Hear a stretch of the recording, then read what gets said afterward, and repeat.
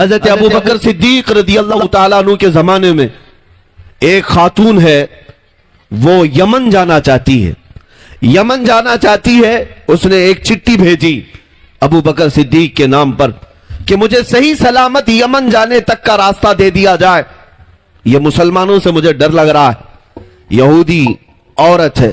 حضرت ابو بکر صدیق نے 2 جوان صحابہ کو اس کے حوالے کر دیا، ایک اونٹنی دے دیا، کہا کہ اس خاتون کو صنعاء یمن پہنچنے تک تم اس کی نگہبانی کرو۔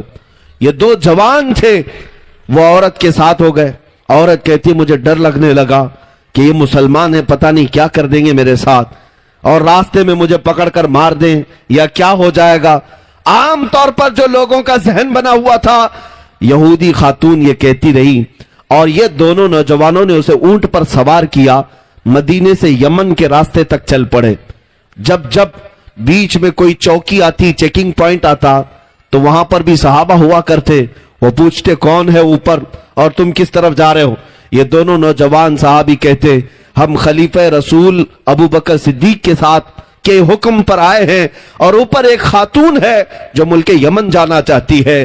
تو اوپر آنکھ اٹھا کر کے بھی کوئی وہاں سے نہیں دیکھتا تھا، آنکھ بھی نہیں اٹھاتے۔ اس طرح یہ راستہ طے ہو گیا، یمن آ گئی وہ عورت۔ توجہ چاہتا ہوں، جب یمن پہنچی تو اپنے خاندان والوں کو جمع کر کے کہتی ہے اے لوگو آؤ، میں ایک بات آج تمہیں بتا دوں، میں مدینے سے گھبرا کر کے نکلی تھی کہ کہیں مسلمان میری عزت پر حملہ نہ کرے، میں اپنے خاندان میں آنا چاہتی تھی یمن میں، لیکن آج تم سب کے سب گواہ ہو جاؤ، ان 2 جوانوں کو میں نے پورے سفر میں دیکھا، اتنے دنوں کے سفر میں ایک آنکھ اٹھا کر کے بھی انہوں نے میرے چہرے کی طرف نہیں دیکھا۔ آج تم سب گواہ ہو جاؤ کہ میں واپس یمن میں نہیں، مدینے جا کر رہنا چاہتی ہوں اور اسلام کے دامن میں رہنا چاہتی ہوں، اس لیے کہ مجھے اگر کوئی عزت کی حفاظت دے سکتا ہے تو محمد عربی کا غلام ہی دے سکتا۔ میرے عزیزوں،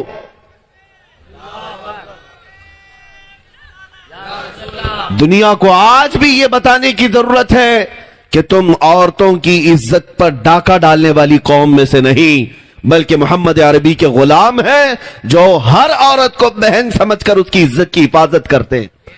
یہ دوسروں کے دلوں میں اگر محبت آ سکتی ہے تمہارے اخلاق سے آئے گی، مصطفیٰ کریم صلی اللہ تعالی علیہ وسلم کی پیروی کرنے سے آئے گی۔ مجھے وہ بات بھی یاد آتی ہے، آج ان دجالی میڈیا کو پروپیگنڈا کرنے دو، تمہارے متعلق 1000 پروپیگنڈا کرنے دو کہ یہ آتنکوادی ہیں، یہ دہشت گرد ہیں، یہ ٹیررسٹ ہیں، ان کو سوئی بھی ملے تو بم لگنے لگ جائے، ان کو 8 سال کا بچہ بھی بڑا مجاہد لگنے لگ جائے۔ ان کے حالات یہی ہیں، انہوں نے ایڑی چوٹی کا زور لگایا ہے اور اسی بات پر قسم کھا کر بیٹھے ہیں کہ اگر بگاڑیں گے کسی کا چہرہ تو صرف مسلمان کا بگاڑیں گے۔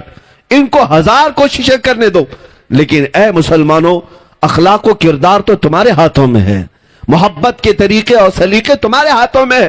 افغانستان کی سرزمین کی بات کر رہا ہوں، 2012 آج سے تقریباً 8-9 سال پہلے کی بات، کہ وہاں پر نیٹو فوجیں اپنے قدم جمائی ہوئی ہیں، ہر ملک کی فوجیں وہاں پر، ان پر رسا کشی چل رہی تھی، طاقت کے بل بوتے پر امریکہ، یورپ، پتہ نہیں کتنی فوجیں وہاں پر موجود تھی۔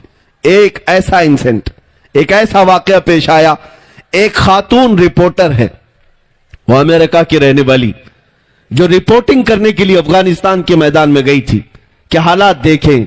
وہ روزانہ رپورٹنگ کرتی تھی کہ کہاں کیا کیا حالات ہیں۔ نیوز والی ایک عورت صحافیہ، لیکن اس کے ساتھ ایک دن ہوا یہ کہ شام کا وقت تھا، وہ ایک جگہ سے اکیلی آ رہی تھی، 2 یا 4 فوجیوں نے اس پر حملہ کر دیا، اور وہ فوجی کوئی وہاں کے نہیں تھے، یہ نیٹو افواج میں سے تھے۔ انہوں نے اسے پکڑنے کی کوشش کی اور اس کے کپڑے پھاڑ رہے تھے، وہ کسی نہ کسی طرح اپنی ہوس کا شکار اسے بنانا چاہتے تھے، لیکن وہ عورت نے چیخ پکار کیا تو اچانک 2 نوجوان جو مسجد کی طرف جا رہے تھے، مسلمان تھے، وہ دوڑتے ہوئے آئے، تو جیسے ہی وہ آئے وہ فوجی اپنے راستے چلے گئے، کیونکہ عزت کا معاملہ تھا، آواز اٹھنے لگ گئی تھی۔ 2 ہی نوجوانوں نے اس خاتون کو پکڑا اور لے جا کر کے ایک کمرے میں بٹھا دیا۔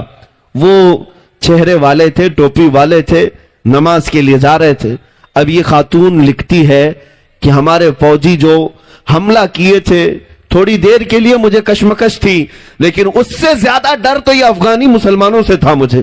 پتہ نہیں اب یہ تو آتنکواد لوگ ہیں، یہ تو دہشت گرد ہیں، اب یہ تو میری بوٹیاں ہی تقسیم کریں گے، ہم میرے ساتھ کیا کریں گے. وہ خاتون کہتی ڈری سہمی ہوئی اپنے کمرے کے اندر بیٹھی رہی. دروازہ بند تھا، رات کا وقت ہوا تو اچانک دروازہ کھلا، کھانے کا ایک برتن اندر کسی نے کیا اور پھر دروازہ بند کر لیا.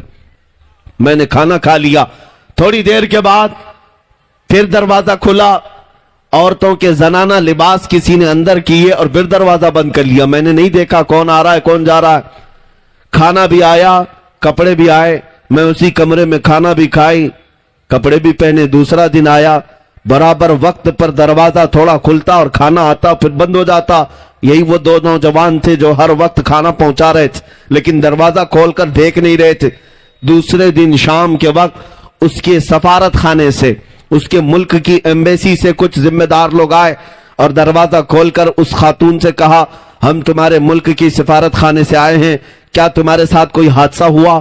اس عورت نے حادثہ لکھایا، رپورٹ لکھایا اور اس سفارت خانے سے آنے والے نے کہا اے خاتون ان دو جوانوں کا شکر ادا کر کہ یہ ہمارے سفارت خانے تک پہنچ کر کے تیری خبر کیے ہیں، اور ان جوانوں نے ہم سے یہ وعدہ لیا ہے کہ جب تک تجھے ملک تک حفاظت سے نہ پہنچائیں گے اس دن تک یہ محنت کرتے رہیں گے.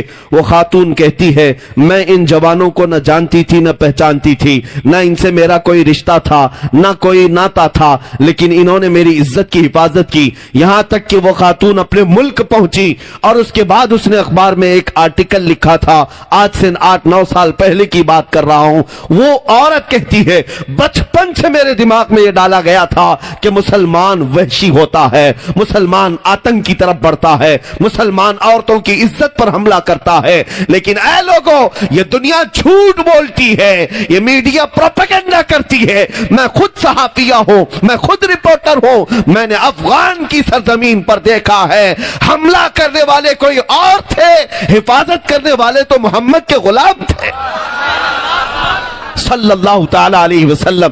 میرے عزیزوں آج بھی دنیا جانتی ہے کہ اخلاق و کردار میں اگر کوئی سچا ہو سکتا ہے وہ ایک ایمان والا ہو سکتا ہے، بس شرط اس بات کی ہے جس کو اقبال نے بار بار کہا تھا کہ محمد سے وفا تو نے تو ہم تیرے ہیں، یہ جہاں چیز ہے کیا لوح و قلم تیرے ہیں. دنیا آج تمہارے قدموں میں آنے کو تیار ہے لیکن وفا تو کرو اس محمد عربی سے صلی اللہ تعالی علیہ وسلم. عزیزان گرامی وقار، ایک دو نہیں کئی ایسے حادثات ہوئے جس میں دنیا یہ دیکھنا چاہتی ہے